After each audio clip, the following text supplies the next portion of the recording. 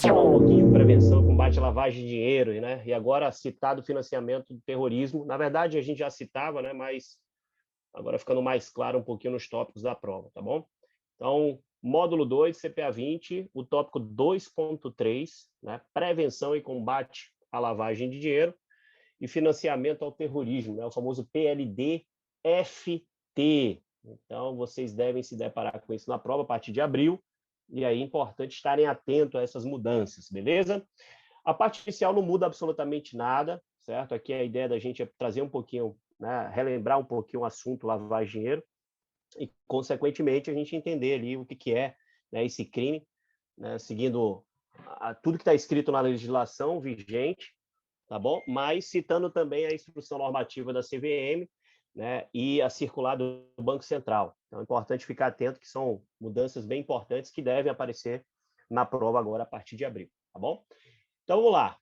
O que está escrito na legislação sobre lavagem de dinheiro, né? A Lei 9613, ela diz o seguinte, ela no seu artigo 1º, que é o ato de ocultar ou dissimular a natureza, origem, localização, disposição, movimentação ou propriedade de bens, direitos ou valores provenientes direta ou indiretamente de infração penal, né?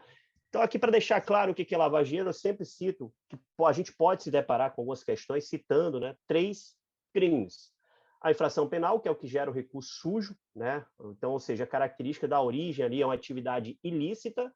A gente tem sonegação fiscal, né, e tem a lavagem de dinheiro. E aí, para a gente não confundir, gente, é importante entender o seguinte: se a gente for ao pé da letra, o que está escrito na resolução da CVM, né, falando sobre sonegação fiscal, te imaginaria que um traficante de drogas, por exemplo, ele simplesmente ia lá e ter que declarar o imposto de renda dele, né, porque ele tem ali um aumento patrimonial. Ele possivelmente, né, não tem um CNPJ ali como fonte pagadora, que recolhe o IR, né, repassa para a Receita Federal, então ele seria como se fosse um autônomo, e aí esse aumento patrimonial ela incidiria, né, o imposto de renda de acordo lá com a tabela progressiva. Obviamente que o traficante de drogas ele não vai declarar imposto de renda, porque a origem do recurso dele é uma infração penal, uma atividade criminosa, né? Tem um crime ali por trás. E aí ele usa desse artifício, né, ele ou qualquer outra pessoa que tem origem do recurso, né, uma atividade criminosa, usa do artifício de lavar o dinheiro para que ele possa integralizar aquilo ali no patrimônio, né? Então, ou seja, eu costumo dizer que quem lava dinheiro não está preocupado em sonegar imposto, ele, pelo contrário, né, quer deixar o dinheiro ali limpinho, ele vai pagar imposto para que ele caracterize esse distanciamento. Né? Aquilo que está escrito no artigo 1º é simplesmente o ato de ocultar ou dissimular, distanciamento e a caracterização que aquele recurso ele é oriundo de uma infração penal, de uma atividade criminosa, né? Que é a origem de uma atividade ilícita. Então, esse processo, né, da lavagem de dinheiro, ele vem justamente para os traficantes, né, ou quem pratica ali crimes previstos na lei, ele vai estar ali utilizando desses recursos, né, sem a necessidade, na verdade, comprovando que a atividade, né, que originou o recurso é uma atividade lícita, tá bom? Então, é caracterizar o distanciamento. A lavagem de dinheiro é distanciar que a caracterização da origem daquele recurso ele é oriundo de uma infração penal, de uma atividade ilícita. Beleza? Então, sonegação fiscal é uma coisa, a infração penal, o crime, né, cometido é outra, e lavagem de dinheiro é o que a gente vai estudar aqui, tá bom? Então, seguindo em frente, a caracterização das operações suspeitas, elas vão ter diversas possibilidades, né? Mas a mais comum, a principal delas, para a gente caracterizar com operação suspeita, é a movimentação de recurso incompatível com a renda ou patrimônio, né, do cliente, do agente econômico de uma maneira geral. Seguindo aqui as 3 etapas do processo de lavagem de dinheiro, a gente tem aqui a colocação, a ocultação e a integração. E aqui a gente faz, né, uma associação, um exemplo muito simples, muito bobo, podemos dizer assim, que é simplesmente a gente ter, né, uma associação com lavar roupa, né? Por isso que a gente chama até lavar dinheiro. Então, ou seja, a gente tem aqui as etapas, né? A etapa inicial, que seria a etapa de colocação. Imagina ali você com um saco de roupa suja, você vai lá e você tem um objetivo, você quer deixar aquela roupa limpa, né? Mas existe um processo para aquela roupa ficar limpa. Então, você vai lá, abre a máquina de lavar, introduz aquela roupa dentro da máquina de lavar. Então, já a associação aqui com a etapa inicial, para quem está com dinheiro oriundo, né, de uma atividade. E aí é importante entender, para mim deve ser muito frustrante, né? Por que se lava dinheiro, para a gente entender, né? Para mim deve ser muito frustrante você, de repente, receber ali uma propina de 20 milhões de reais, 30 milhões de reais, e não poder utilizar. Ah, mas professor, por que eu não posso utilizar? Pô, porque se você for utilizar, aquilo ali vai estar incompatível possivelmente com o seu patrimônio declarado, né, e chama atenção. Pô, como é que você ganhou aquele dinheiro, né? Como é que você colocou aquilo ali? Como é que teve esse aumento patrimonial? E aí é o caso que eu falei, né, do traficante de drogas.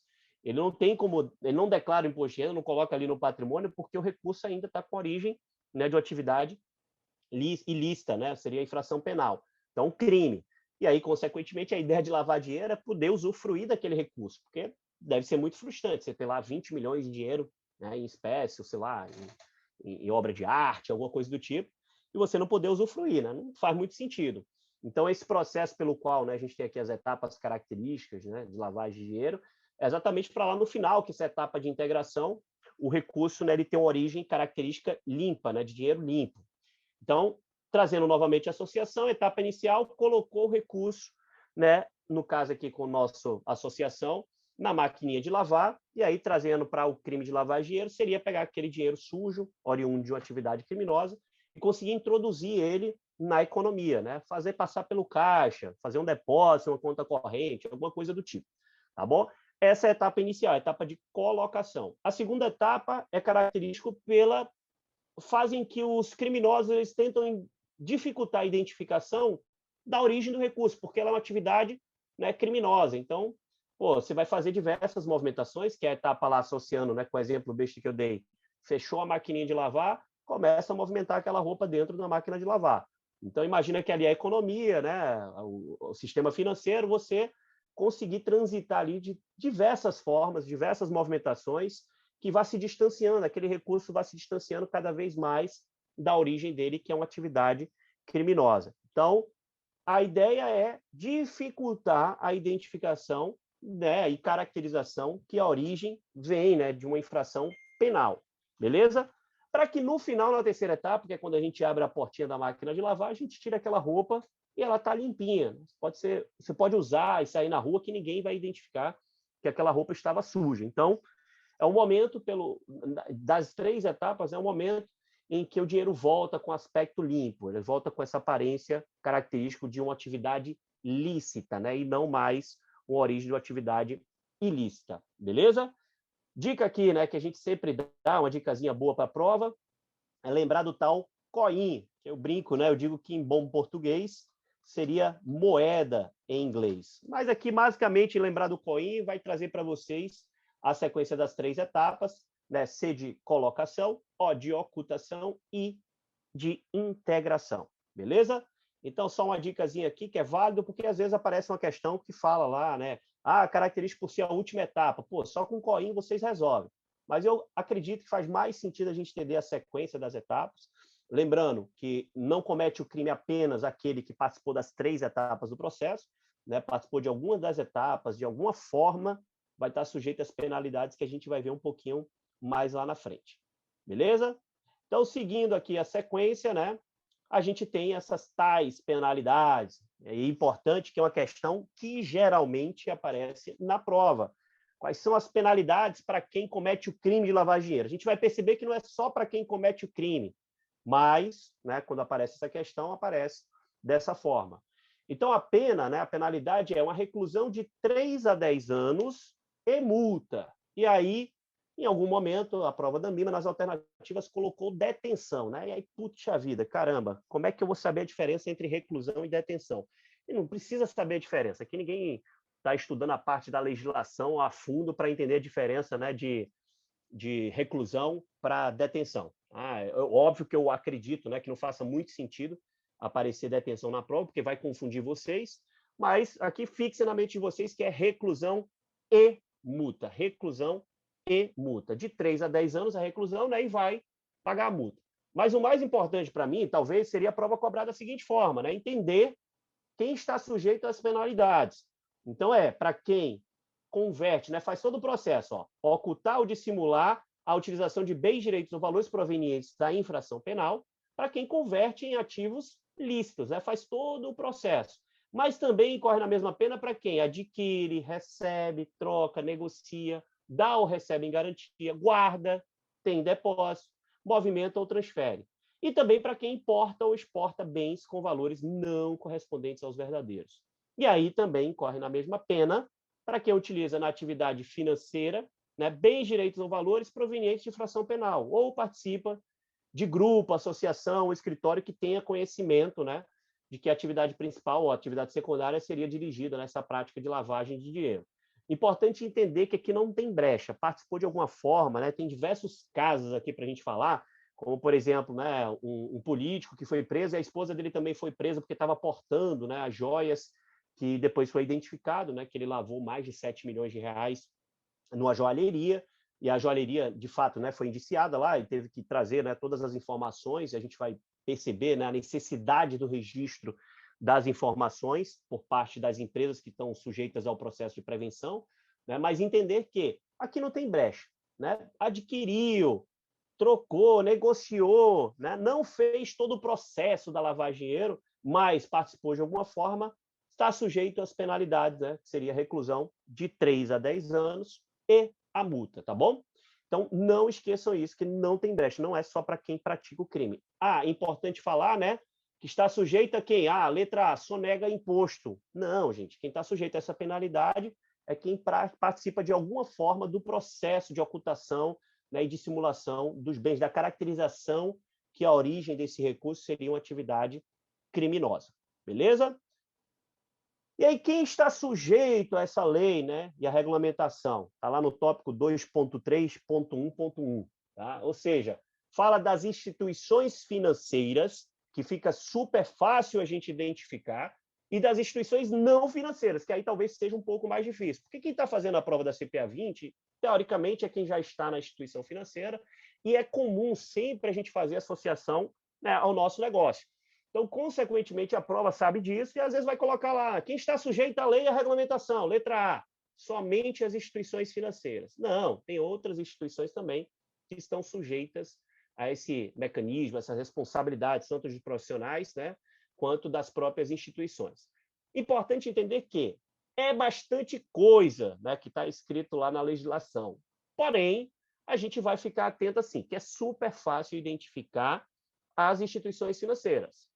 As instituições não financeiras talvez seja um pouco mais complexo, porque, na verdade, talvez a gente não está ali atento no dia a dia, né? Quem acompanhar um mínimo de noticiário, quem acompanhou toda a história da Lava Jato, aí talvez, né, tenha alguma ideia de alguns ganchos, né, que a gente possa pegar para identificar outras instituições. Mas o mais importante é entender que, né, e aí, só um adendo, né, nossa apostila já está atualizada, então, independente se você está com o nosso curso, né, online, que aí ficam as aulas lá para vocês revisarem. Vocês podem acessar lá cpa20gratis.com, que vocês vão ter acesso, né, a essa apostila atualizada, tá? Eu fiz só algumas correções, estou mandando para Antônio já, e ele vai deixar disponível no nosso site. Então, podem ir lá, baixem a apostila que já está com um novo conteúdo, beleza? Então, voltando aqui, ó, a gente tem aqui essas obrigações, né, os mecanismos de controle, né, sistemas de registro de informação, tanto para as instituições financeiras quanto para as instituições não financeiras. A minha dica aqui, gente, tem muita coisa. O que é instituição financeira mais agrupada, a gente consegue identificar. E as instituições não financeiras, a gente vai focar, né, quando é um negócio que tem ali uma movimentação de um grande valor, né? E aí é bem característico. Empresa comercializa em joias, pessoas físicas ou jurídicas comercializam em joias, pedras, metais preciosos, objetos de arte, antiguidade, né? Movimentação de recursos oriunda ali de uma atividade rural, né? Ou seja, seja uma característica ali, inclusive pode ser, né, citando o tipo de empresa, o tipo de negócio e falando um pouquinho das etapas também. Então, a gente tem que ficar atento na caracterização. Mas o mais importante é entender que existe aqui uma movimentação de um grande volume financeiro, ou seja, empresas que a gente vai conseguir caracterizar, né, essa origem, né? Uma coisa também que é comum para quem é de instituição financeira, quando vai avaliar cliente, é o famoso pessoas politicamente expostas, ou seja, ele faz ali um filtro, a instituição pesquisa, né, a vida desse cidadão, para entender se é característico ali de ser uma pessoa que seja politicamente exposta e, consequentemente, avaliar o risco do relacionamento com esse cliente.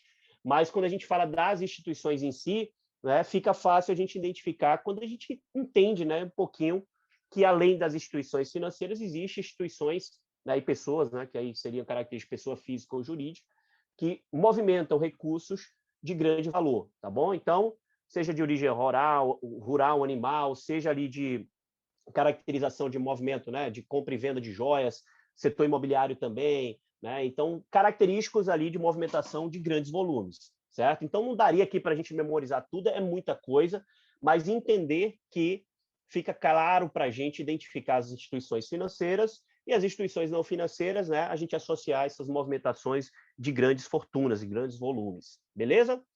E aí a ideia aqui, né, para essas instituições é identificar os clientes, mantendo o registro das movimentações, né? Inclusive, exige aqui um determinado período, principalmente para a instituição financeira, para a guarda dessas informações, mas o objetivo aqui, né, dentro da instrução normativa, da circular do Banco Central, né, e aí o que está baseado na lei, na legislação, que seria de lavagem de dinheiro a 9613, é que as instituições financeiras têm que identificar os seus clientes e manter seu cadastro atualizado constantemente. Inclusive, para aceitá-lo como cliente, ter todas as informações necessárias, né, para caracterizar a atividade econômica daquele cidadão, para caracterizar, né, a origem dos recursos, enfim. E ao longo do relacionamento, caso haja uma movimentação atípica da conta desse cliente, a instituição tem a capacidade, pelo relacionamento com o cliente, de verificar, né, a origem daquela movimentação atípica, porque não necessariamente a gente vai perceber que existe uma sutil mudança dentro desse processo, né? Não necessariamente uma movimentação atípica, incompatível com a atividade econômica, vai ser suspeito de fato. Pode ser até suspeito, mas vai ser caracterizado ali, talvez, como um crime de lavagem de dinheiro. Então, é importante entender que hoje traz mais protagonismo para a instituição, verificar internamente se há uma necessidade daquela movimentação, né, ser comunicada, se ela caracteriza como suspeita, ser comunicada para os órgãos competentes, tá bom? Mas as instituições vão manter registro de toda a transação, né, adotar políticas e procedimentos de controles que sejam compatíveis com o seu porte. A gente vai ver isso, a questão da abordagem baseada em risco da instituição. Cadastrar e manter seu cadastro atualizado no COAF, né, atender as requisições formuladas pelo COAF. Então, tudo isso é algo que a gente já tinha dentro do tema da prova. O que a gente vai fazer agora, a associação, é do que a gente chama de abordagem baseada em risco da instituição, trazendo um pouquinho mais de protagonismo, que a gente vai ver no tópico um pouco mais na frente. E o sistema de registro tem que permitir identificar, né, as movimentações, que continuam da mesma forma, tá? Operações realizadas com a mesma pessoa, conglomerado financeiro ou grupo financeiro, dentro de um mesmo mês, superem, né, por instituição ou entidade em seu conjunto, o valor de R$10.000, certo? E aí os cadastros, né, que são referidos lá no inciso 1 e 2, que estão aqui, ó, identificação do registro dos clientes, manter registro de transação, né, eles devem ser mantidos, essas informações, durante um período de 5 anos, seja a partir do encerramento da conta ou da conclusão da transação, certo? E esse período ele pode ser prorrogado. Eu já vi citações que falam lá que a CVM exige 5 anos, o Banco Central exige um pouquinho mais, mas o mais importante é a gente entender que, no mínimo, a gente vai ter aqui 5 anos de manutenção. Já vi cair em prova esse tipo de informação, né? Falando sobre a questão do prazo de manutenção das informações pós encerramento do relacionamento com o cliente, né? Ou de alguma operação específica. Então, fiquem atentos nisso aqui também, tá? E as operações que, por sua habitualidade ou forma, seja caracterizada como suspeitas, né? Configure algum dos artifícios que a gente vai ver ali que existe uma carta circular, na verdade, do Banco Central, que cita, né, algumas movimentações que seriam características de ser movimentações suspeitas, certo? Mas o mais importante, talvez, é a gente trazer à tona ali uma visão do nosso dia a dia, ou identificar que seriam movimentações muito atípicas, né? A mais comum a gente vai perceber, gente, que é uma movimentação incompatível com a atividade econômica, né, do cidadão, ok? Então, falando um pouquinho do COAF, né, da comunicação das operações financeiras, né, esse Conselho de Controle de Atividades Financeiras, que é o nosso COAF. Ah, professor, mas o COAF mudou de nome. Ah, mudou, mas não mudou, né? O que mudou do COAF? O COAF foi criado lá no governo Fernando Henrique, em 98, e aí, a partir desse governo, ele mudou um pouquinho a característica. Na verdade, mudou a característica não, a característica é a mesma, só que ele passou a ser vinculado, né, inicialmente no Ministério da Justiça, aí foi para o Ministério da Economia, depois ficou vinculado lá ao Banco Central, e aí chamou-se o COAF de Unidade de Inteligência Financeira. Na verdade, no mundo como um todo, a gente já cita, né, o órgão que seria o Conselho, né, de Controle das Movimentações financeiras, nas atividades financeiras, Comunidade de Inteligência Financeira. E aí, vinculado ao Banco Central, ele tomou esse nome, mas ainda se a gente for lá no site do Banco Central, ou falando de COAF, falando de Unidade de Inteligência Financeira, a gente vai ver a citação do COAF, tá? Então, todas aquelas instituições, sejam elas instituição financeira ou não financeira, ela tem que dispensar total atenção às operações que, nos termos das instruções, né, emanadas pelas autoridades, possam constituir-se em sérios indícios desse crime, tá? E aí deverão comunicar ao COAF, não precisando dar ciência, né, de tal ato a qualquer pessoa, inclusive a pessoa referida, né, um cliente, por exemplo, tem que informar o COAF no prazo de 24 horas, né? E aí não precisa dar ciência. É muito comum, e parece ser bobo falando isso quando a gente está comentando sobre a prova, mas é muito comum algumas pessoas se pegarem numa situação que fala lá de uma movimentação atípica e que simplesmente nessa movimentação atípica você entende que precisa comunicar ao COAF. Beleza, tá? Então tudo bem. Mas nas alternativas fala se precisa dar ciência ou não para o cliente. Então, assim, pô, você imaginou que o cliente está fazendo uma movimentação suspeita. Pensa o seguinte, já pensou você entrar em contato com o cliente e falar, cliente, pô, eu fiz sua movimentação aqui, apesar de ser suspeito, mas eu estou comunicando ao COAF, tá? Porque provavelmente isso aqui é indício de lavar dinheiro. Não faz sentido nenhum, né? Então, ou seja, a gente comunica aqui, como instituição, comunica ao COAF, né? Mas lembrando que não precisa, na verdade, não dá ciência. Eu não sei se alguém aqui já teve, né, uma situação de encerramento unilateral, quando a instituição, né, identifica um cliente como potencial risco ou que teve alguma movimentação característica, né, que poderia ser artifício ali utilizado para lavar dinheiro, existe ali o processo de encerramento unilateral, que nada mais é que a instituição chegar lá para o cidadão e falar, ó, vão encerrar sua conta, ponto. Né? Obviamente que é claro que ela deixa ali em questão dizendo o encerramento se dá por uma decisão comercial. Né? E a gente brinca, pô, o cliente chega lá na agência em algum momento e fala que quer encerrar a conta dele. Né? Acordo bilateral, qualquer uma das partes pode tomar a decisão ali de encerramento ou não. Tá? Então, a instituição, sim, entendendo que o cliente tem um risco, pode chegar lá e falar do encerramento. E nesse momento, né, sendo característico ali de uma operação suspeita que o cliente realizou, a instituição não deixa claro que está encerrando por aquele motivo. Né?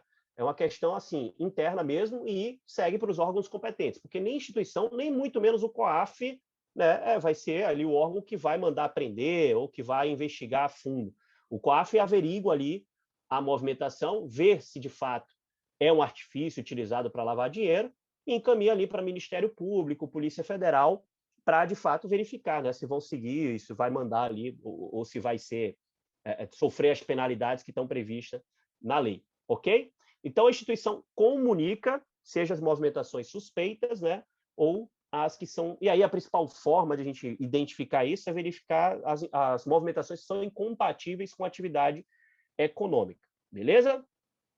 Importante entender, né, que essa comunicação, né, de boa-fé, ela não acarreta responsabilidade civil administrativa, ou seja, protege o profissional, protege a instituição financeira, e aí entender, né, que somos um posicionamento talvez obrigatório, né, dentro do que a gente seguindo ali de processo interno de prevenção da própria instituição.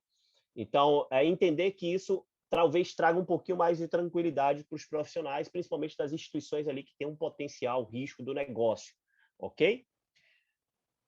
Então, trazendo aqui para vocês, né, entender, eu passo esse tópico, isso aqui está na nossa apostila, mas eu brinco, eu digo, desde que essa circular reduziu ali o valor, né, de necessidade de comunicação de 100 mil para 50 mil, eu nunca mais vi isso aparecer na prova, tá bom? Mais importante entender que as movimentações a partir de 50 mil, como, por exemplo, né, existe essa circular aí que fala que o cliente vai sacar recurso em espécie, se for a partir de 50 mil, inclusive tem que avisar com 3 dias de antecedência, né? Hoje vocês percebem a necessidade de identificação, né, do CPF do cidadão quando ele vai fazer um depósito ali em caixa eletrônico, então esse valor reduziu bastante. Era muito utilizado, né? As pessoas que queriam depositar recurso em conta corrente, que não queria identificar ali a origem do recurso, fracionava, né, em diversos envelopezinhos, porque não tinha necessidade de caracterizar ali quem depositou aquele recurso. E hoje existe a necessidade de você colocar lá o CPF.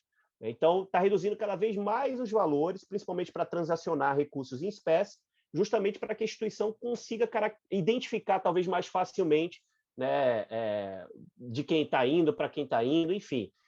Depósito, por exemplo, você vai depositar em conta corrente ou realizar pagamentos, para quem é de área operacional sabe disso, existe uma necessidade de identificação da origem do recurso, preencher um termo de transação de recurso em espécie, por exemplo, que cada vez mais está reduzindo esse valor para que haja ali uma movimentação dentro da conta corrente do cidadão e fique fácil também a instituição identificar. O Thiago está ajudando a gente aqui, ó, agora passou para R$2.000. R$2.000 de depósito lá no caixa eletrônico, né, Thiagão? Já tem a necessidade de comunicar lá, ou né, colocar o CPF da pessoa em questão. Beleza? Mas, assim, de valores, eu acho que vocês deveriam ficar mais tranquilos, até porque se cair alguma coisa de valor, vai cair alguma coisa muito esdrúxula mesmo, bem absurdo, bem acima, né? Não vai cair, por exemplo, 51 mil, vai cair lá 500 mil, 100, R$1 milhão, falar de uma movimentação lá, o cara tirou um empréstimo e aí um mês depois ele paga com dinheiro em espécie, né? R$1 milhão, 500 mil reais, são coisas bem, né, distantes ali dos valores característicos ali, na verdade, obrigatórios para a comunicação aos órgãos competentes. Beleza? E aí uma das coisas que eu vi, que é interessante a gente comentar, que a gente já falava, né, sobre o acordo global, citando ali o acordo de Viena, a Convenção de Viena, foi a convenção que era voltada quando a gente cita mais a questão do PLD-FT, né, que seria prevenção de lavagem de dinheiro e financiamento ao terrorismo. Então começou a aparecer um pouquinho mais essas duas leis aqui, que dão a base ali tanto para a instrução normativa quanto para a circular do Banco Central, que foram, né, entraram em vigor ali recente, em 2020. Na verdade, a circular um pouquinho mais antiga, com algumas mudanças que teve, né, e entrou tudo em vigor ali em outubro de 2020. Então, por isso, né, que 6 meses após, agora em abril, obrigatoriamente vai aparecer na nossa prova.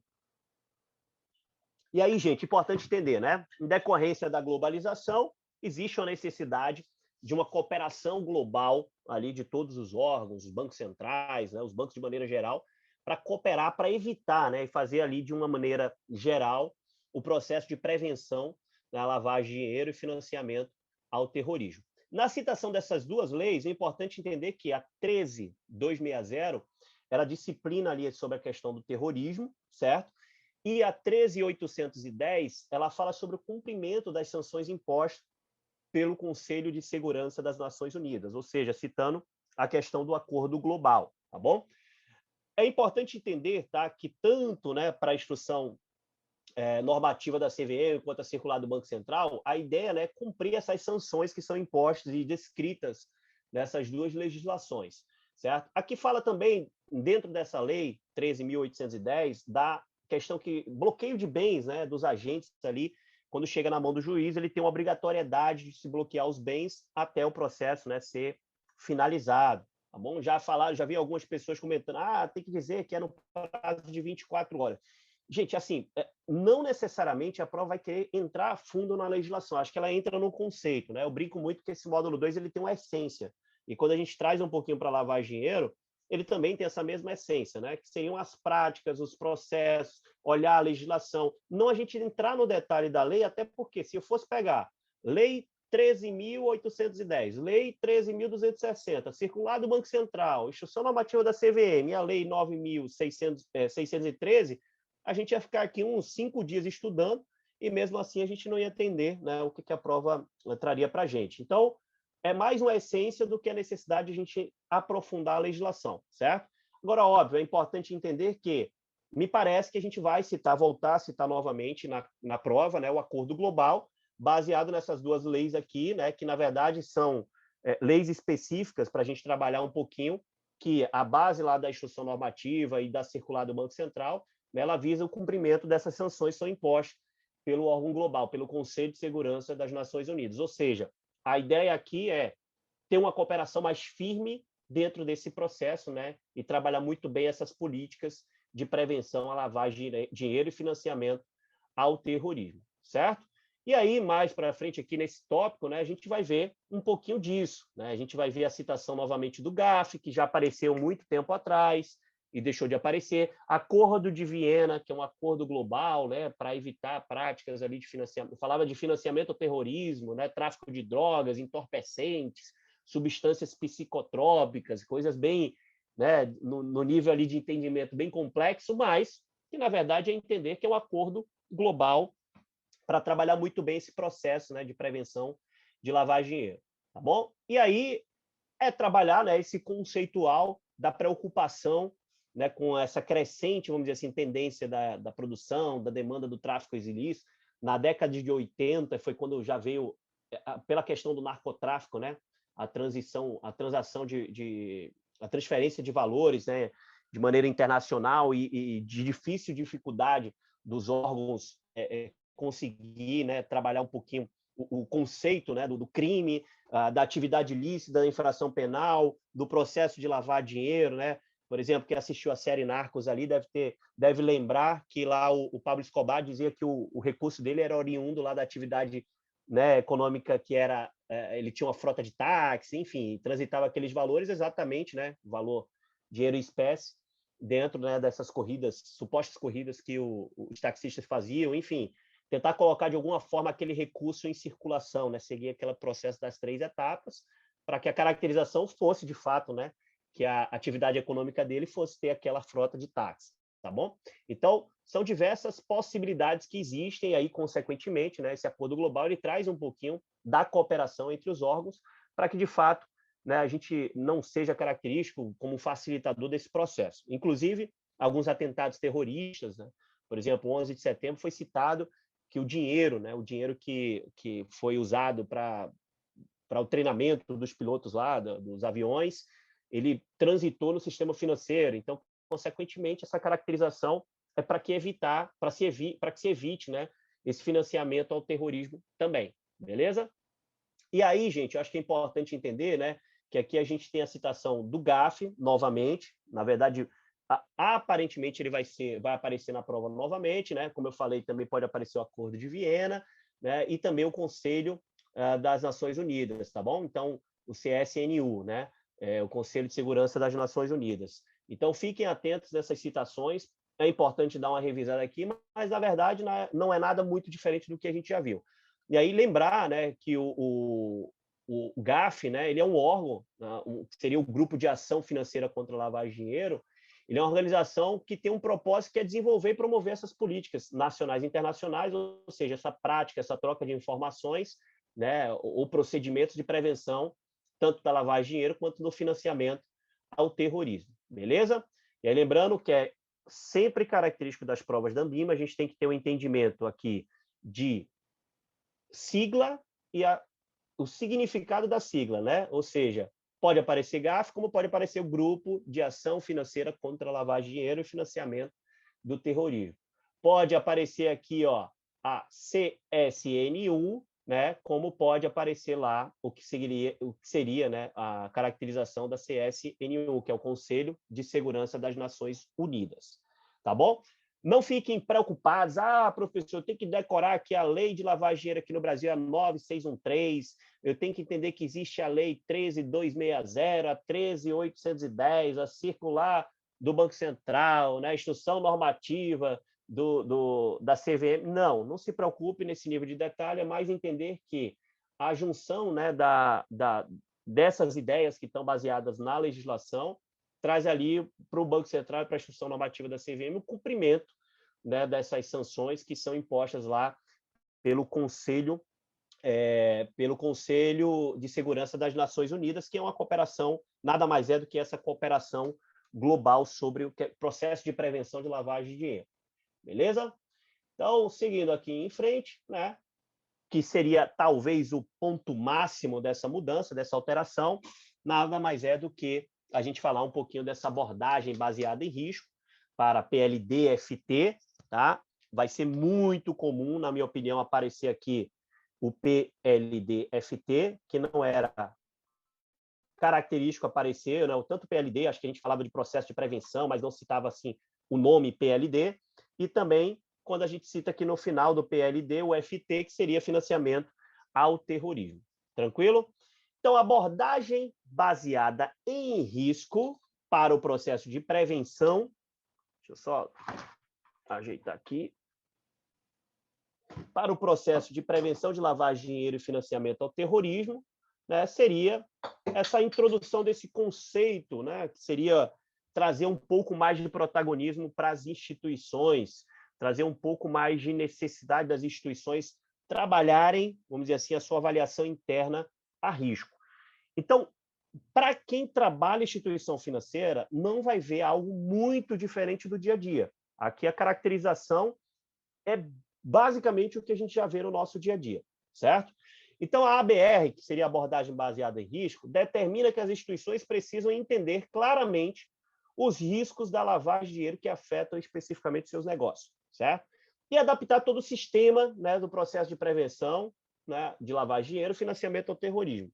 Então, para tratar todas as naturezas específicas do risco. É trabalhar os níveis de relacionamento com o cliente, trabalhar os níveis de negócios desses relacionamentos, né, dentro da instituição, considerar, né, dentro ali do conceito que a gente vai ver de avaliação interna de risco, considerar, de acordo com os níveis de negócio da instituição, o nível de risco daqueles negócios e trabalhar internamente a verificação, né, desse relacionamento, seja com clientes, seja com parceiros, seja com os profissionais que trabalham na instituição, né, avaliar, né, internamente os riscos característicos para saber, né, trazendo esse protagonismo por parte da instituição, para saber se ela segue ou não, né, com aquele relacionamento. Então, nessa abordagem baseada em risco, as instituições elas vão poder direcionar com mais eficiência os seus recursos, e aí é importante entender por que isso.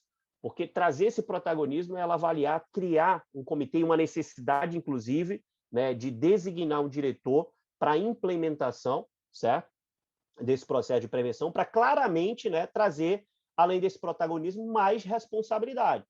Às vezes a instituição deixava de se relacionar com um agente ali que ela acreditava que faria sentido até se relacionar, pelas imposições, vamos dizer assim, da legislação em termos de características desse processo de prevenção. Às vezes instituições de menor porte deixavam também de se relacionar, porque o custo, talvez, para ela trabalhar uma verificação sistemática, né, das movimentações, do relacionamento com esse cliente, ela teria um custo tão elevado que não valeria a pena, porque existia ali meio que um gesso, né, na padronização do que era esse processo de prevenção. Então, esse protagonismo ele traz um pouquinho mais de liberdade, mas, ao mesmo tempo, mais responsabilidade para as instituições. Ou seja, o processo ele fica um pouco mais eficiente, tem que ficar mais eficiente, mas, ao mesmo tempo, ele fica barato, né? E a instituição assume toda a responsabilidade que seria compatível com o seu nível de risco. E aí isso vem, gente, exatamente do conceito da avaliação interna de risco, né? Como é que a instituição identifica o risco e avalia internamente? O que ela precisa considerar? Então, ela tem que considerar os riscos, os perfis de risco dos clientes, da própria instituição, incluindo o modelo de negócio e toda a área geográfica, né, que ela está atuando, operações, transações, produtos e serviços, abrangendo todos os canais de distribuição e a utilização de novas tecnologias, e também as atividades exercidas pelos funcionários parceiros e prestadores de serviços terceirizados, que eu costumo dizer que aqui a gente inclui, né, o processo do conheça seu prestador de serviço, seu parceiro e seu empregado, seu funcionário, mas, ao mesmo tempo, certo? A gente tem aqui uma característica que é muito comum do que já era o processo do conhecer o cliente, né? Ou seja, avaliar bem e conhecer o cliente com o qual você está se relacionando. Avaliar bem e conhecer o funcionário com o qual você está se relacionando. Avaliar bem e conhecer o parceiro, o prestador de serviço ou o terceirizado. Então, não muda absolutamente nada o que seria a essência. Por isso que eu digo, esse módulo tem muito de essência, gente, muito de essência. Então, não precisa a gente ficar detalhando, né? Eu vi materiais aí que estavam disponíveis de diversos professores, o pessoal colocando lá o nível de detalhamento, que tipo de informações você... Gente, é muito fácil a gente ter esse entendimento, né? Dentro do processo do conhecer seu cliente, do conhecer... Aí a gente traz, né, o processo de conhecer o cliente para os funcionários, parceiros, prestadores de serviço, né, ou terceirizados. Então, aí é entender que a gente vai só citar na prova, mas basicamente vai ser a mesma essência do que já era o Know Your Customer, que seria o conheça, o processo, né, os procedimentos de prevenção lavagem de dinheiro, conhecendo e identificando o seu cliente.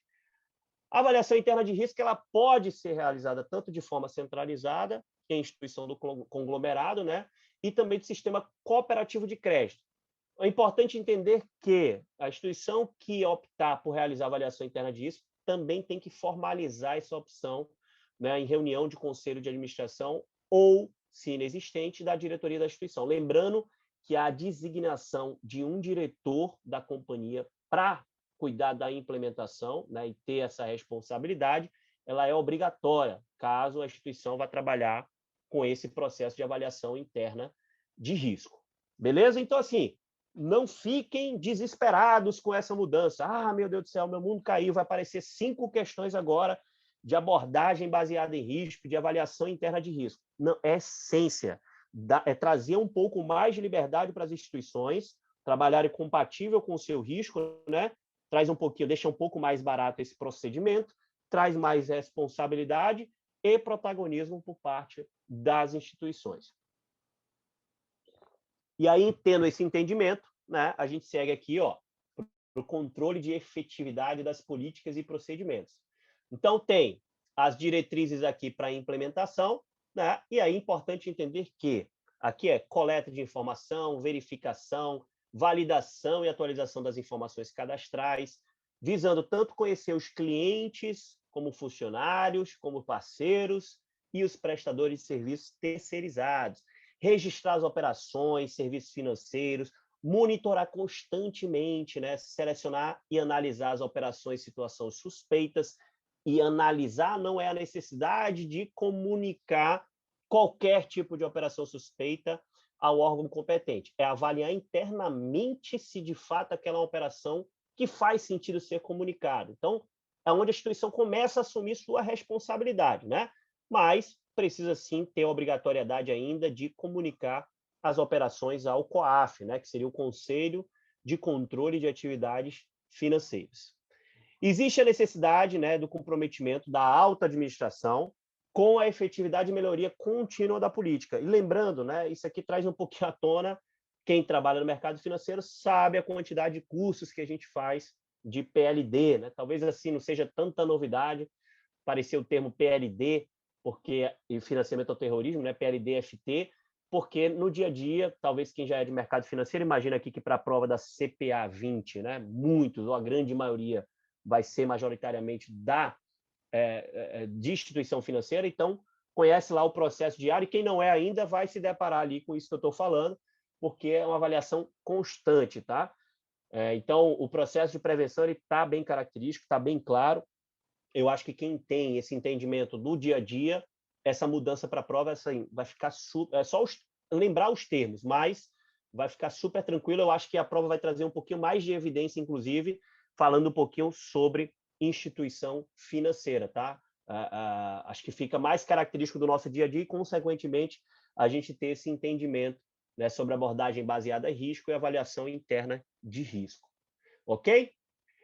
Então, dentro de tudo que a gente falou aqui, né, a gente vai só relembrar o que é, né, porque existe a necessidade desse tal know your customer, desse conheça seu cliente, né, e obviamente aqui a gente está citando novamente a instrução normativa da CVM e mais a circular do Banco Central, né? Eu cito algumas vezes os números da instrução normativa, qual é a circular do Banco Central, mas mais uma vez eu reforço, gente, não se preocupem com esses números, né? Qual é a lei tal, enfim. Quando ele citar, né, a gente já vai ver que é uma junção de ideias. Então, consequentemente, é entender, né, que é o cumprimento das sanções impostas ou pelo acordo global, o que foi característico, né, desse acordo de Viena, dessa questão do Conselho de Segurança das Nações Unidas, que é deixar evidente essas práticas e procedimentos de PLD, né, FT, prevenção, lavagem de dinheiro e financiamento ao terrorismo. Ok? Qual é a função do cadastro e implicação de um cadastro desatualizado? Ou seja, a principal forma da instituição evitar lavar dinheiro, simples, tão simples quanto dizer que é conhecendo o cliente. E aí, isso inicia-se quando a gente trata do início do relacionamento com esse cliente, né? Ou seja, obter as informações necessárias para tê-lo como instituição financeira, né? Para tê-lo como cliente. E aí vem do cadastro. Existe um cadastro. A abertura de conta é um processo que existe ali um cadastro onde você vai obter informações, né, de acordo com o que é necessário para esse processo de prevenção. Caso o cliente se negue a passar as informações, né, requeridas, a instituição não deve aceitá-lo como cliente, porque seria ali um potencial risco, e porque é comum passar esses tipos de informações. A função de um cadastro é identificar as características de cada cliente, né, principalmente entendendo a atividade econômica dele, entender se as movimentações que ele vai realizar ela é compatível com a atividade econômica. Então, vai permitir que tanto o profissional quanto a instituição financeira identifique, né, operações características como suspeitas, beleza? E aí a ideia aqui é entender que esse princípio ele traz para a instituição financeira e para o profissional uma forma de se resguardar, de se proteger, né? Ou seja, a gente tem ali o dever de identificar o cliente, identificar também e comunicar operações suspeitas. Quando a gente faz isso, tanto a instituição quanto o funcionário estão protegidos das penalidades civil e administrativa, caso a operação ou movimentação que o cliente faça seja classificada como crime de lavagem de dinheiro. Lembrando que existe um processo, né? A gente vai ver que existe, né? Avaliação interna de risco da instituição, ela avaliou o nível de negócio e identificou que era de fato suspeito. Comunica ao COAF, o COAF vai avaliar. Opa, o COAF viu o quê? É quase como dizer que é um crime de lavar dinheiro. Vou transferir aqui para os órgãos competentes. Então, vai para o Ministério Público, vai para a Polícia Federal e aí, enfim, segue todo o processo, tá? Então, dica para quem quer, quem é curioso e que gosta aqui do tema lavar dinheiro, dica boa é óbvio, né? Acho que todo dia a gente tem notícias relacionadas aqui no Brasil, mas é olhar ali o seriado que está no Netflix, é um mecanismo que é muito legal, ele trata muito bem de como é que foi ali a Lava Jato, e aí a gente tem algumas caracterizações bem legais para a gente utilizar na prova, obviamente, né, que aqui é mais para quem gosta, né, não digo, pô, vai fazer, antes de fazer a prova, assiste o mecanismo todo, não precisa não, é mais para quem tem mais curiosidade de aprofundar o assunto, tá bom? Mas aí seria legal porque a gente vê na prática, né, o que seria essa tal lavagem de dinheiro. Então, ou seja, dentro desse princípio de conhecer o cliente, entender que existe, né, um órgão competente que você avalia ali todas as informações internamente, mas foi criado o COAF justamente com a finalidade de disciplinar e aplicar penas administrativas, né, tanto examinando, né, quanto identificando ocorrências suspeitas, certo? E a ideia é, né, mandar ali as informações ou iniciar o processo de investigação para ser transferido para os órgãos que têm competência para mandar prender, né, trazer aquelas penalidades lá de reclusão e multa, tá bom? Então, é importante entender que as instituições que deixarem de cumprir esse processo, seja de conhecer o cliente, seja de toda a prática ali de prevenção de lavar dinheiro, dentro ali do novo processo de abordagem baseada a risco, né, de avaliação interna de risco, então aquelas pessoas, né, que são submetidas a esses mecanismos de controle, a gente viu instituição financeira e não financeira, que deixarem de cumprir, vão sofrer, né, aquelas penalidades aqui, vamos dizer assim, mais de administrativas, mas que tem também multas aqui, que seria a tal multa pecuniária, tá bom? Questãozinha que geralmente aparece em prova, a tal da reclusão e multa aparece, que é a penalidade para quem pratica o crime, né? A gente viu no início desse tópico.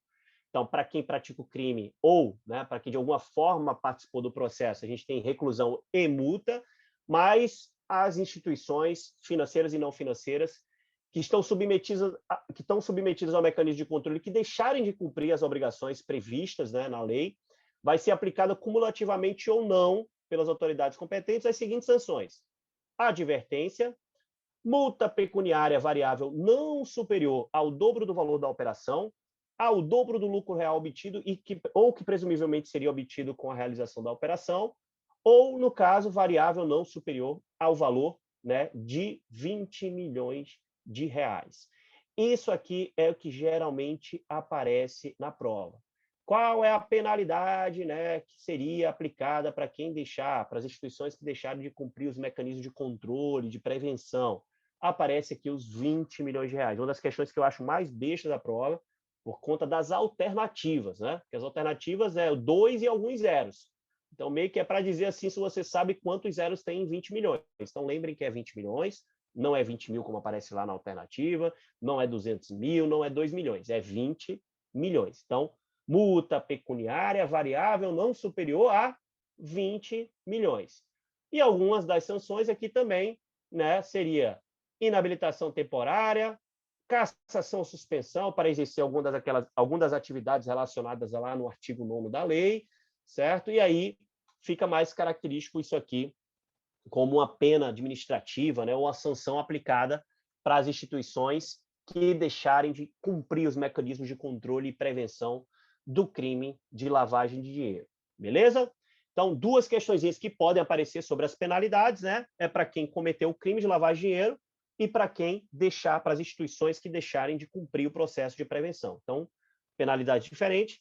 Na primeira, para quem pratica o crime ou que de alguma forma participa do processo, né, de lavagem de dinheiro, pena reclusão e multa, reclusão de 3 a 10 anos e multa. E aqui o que pode aparecer na prova seria, no caso, para quem deixar de cumprir o processo de prevenção, o mecanismo de controles, né, ou passar as informações aos órgãos competentes, seria a multa pecuniária variável não superior a R$ 20 milhões. É bem comum, bem característico aparecer uma dessas duas questões na prova. Beleza? Então vamos lá. Procedimentos destinados a conhecer funcionários, parceiros e prestadores de serviço. Gente, por favor, aqui, se vocês se depararem com algum material que está detalhado... Gente, aqui é muito essência, tá? Se algum material que vocês olharem está ali mostrando para vocês, um nível de detalhamento, que tipo de informação... Pô, legal, acho que é válido, estudem, mas não há necessidade, tá? A experiência aqui de quem já está há 6 anos trabalhando com prova da Anbima, né? Antônio, por exemplo, já tem mais de 10, a gente sempre discute. Tem lá um professor em BH, que é amigo nosso também, que a gente troca aqui figurinhas sobre as questões. Gente, é muito característico da prova a gente ter um entendimento, né, do que é a essência do assunto. E é isso que a prova quer extrair de vocês. Não quer extrair um nível de detalhamento da legislação, da instrução normativa. É mais a ideia de entender que existe ali, né, uma necessidade hoje, até pela avaliação interna de risco dos negócios da instituição, abordagem baseada em risco que a gente viu, ter esse entendimento que, além de conhecer bem o cliente, que é... Como é que a gente conhece nosso cliente? A gente verificou lá, cadastro atualizado, né, atualização constante, obter as informações necessárias para identificar a atividade econômica do cara, né? Enfim, a gente tem ali um nível de necessidade para esse processo de conhecer o cliente. Pô, tem uma lista enorme, e aí lembrando, né, esse processo ele tem meio que uma padronização, mas agora trazendo um protagonismo para a instituição, ela não tem um gesso mais, né? O mais importante é entender que ela precisa avaliar bem com quem ela está se relacionando, seja com os seus clientes, aí a gente tem o processo lá do conhecer o cliente, seja com os funcionários, com parceiros e prestadores de serviço, que aí seria a mesma ideia, a mesma essência, certo? E aí esses procedimentos, né, devem ser compatíveis com a política de prevenção à lavagem de dinheiro, financiamento do terrorismo, né, baseado lá na avaliação interna de risco da instituição.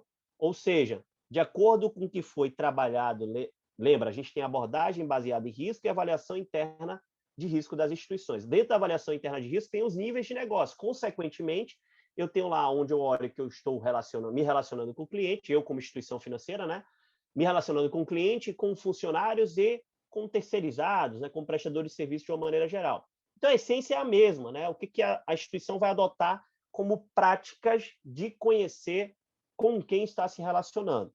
E é muito característico a gente lembrar, né, que o processo do Know Your Customer já era muito bem conhecido, a gente sabe, porque a gente cita isso no dia a dia, né, mas os processos também de conhecer o seu empregado, conhecer o seu parceiro, a gente vem ganhando adesão, né, de maneira para evitar fraudes, ou seja, não necessariamente era característico a gente ter um envolvimento com o processo de lavar dinheiro, olhando somente o relacionamento com os clientes, né? Identificou-se essa questão da necessidade do processo também de conhecer muito bem os empregados, conhecer bem os seus parceiros, até porque, né, a gente viu, já foi citado diversos casos de funcionários de instituições financeiras que foram presos, né, pelo envolvimento que tiveram no processo de lavar dinheiro. Então, é entender bem quem são os clientes, quem são os funcionários e os prestadores de serviço. Então, a essência é a mesma. É importante entender que, para evitar qualquer grau de facilitação, né, desse relacionamento, as instituições têm a necessidade de criar ali regrinhas para poder se relacionar, seja com clientes, funcionários ou parceiros. Então, aqui é mais se vocês se deparassem, né, com isso aqui na prova, a gente ter esse entendimento, né? Eu estou vendo, o Thiago está comentando aqui, ó, faz uma entrevista com o cliente no ato da abertura. Faz uma entrevista com o cliente, faz uma entrevista com o funcionário, que não é aquela entrevista, que você faz uma entrevista, geralmente, quem participou agora de algum processo vai entender, né? Faz uma entrevista lá com o recrutador, depois pode ir para RH, tem as necessidades de envio de documento, pô, naquele momento que a instituição está conhecendo o seu funcionário, né? E, óbvio, recorrentemente capacitando, né? Criando ali uma prática contínua de atualização, né, daquele funcionário, e também a cada vez que ela vai se relacionar com parceiros, né? Que nível de entendimento ela vai ter de necessidade, vamos dizer assim, de avaliar, de acordo com o risco daquele relacionamento, quais são as informações necessárias para conhecer. Então, é meio que estivesse, né, entrevistando o cliente, como o Thiago está falando, entrevistando o parceiro, entrevistando um empregado, né, no sentido literal de conhecer a pessoa em questão, beleza?